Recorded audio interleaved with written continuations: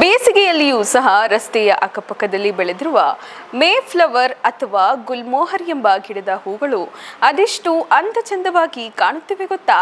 ಈ ಸ್ಟೋರಿ ನೋಡಿ.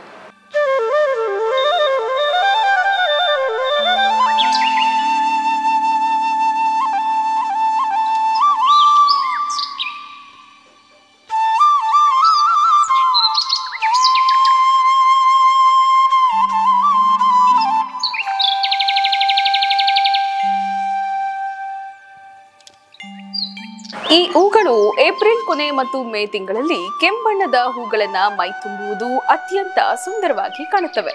ಈ ಮರದ ವೈಜ್ಞಾನಿಕ ಹೆಸರು ಡೆಲೋನಿಕ್ಸ್ ರಜಿಯಾ ರಾಫ್ ಎಂದು ಕರೆಯಲಾಗುತ್ತದೆ.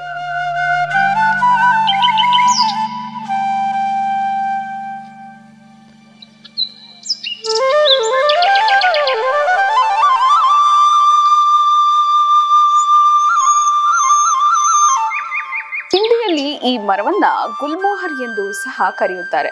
ಗುಲ್ ಎಂದರೆ ಗುಲಾಬಿ ಅಥವಾ ಹೂವು, ಮೋರ್ ಎಂದರೆ ನವಿಲು ಎಂದು ಕರೆಯುವ ಈ ಹೂವು ನೋಡಲು ಬಹಳ ವಿಶೇಷ ಎನಿಸುತ್ತದೆ.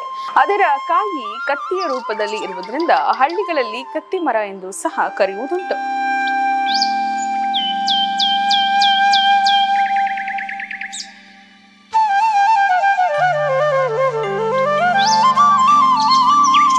ಈ ಮರದ ಮೂಲವನ್ನ ನೋಡಿದಾಗ ಮಡಗಾಸ್ಕರ್, ಮಾರಿಷಿಯಸ್ ಮೂಲಕ ಭಾರತಕ್ಕೆ ಬಂದಿರುವಂತೆ ಕಾಣುತ್ತಿದೆ.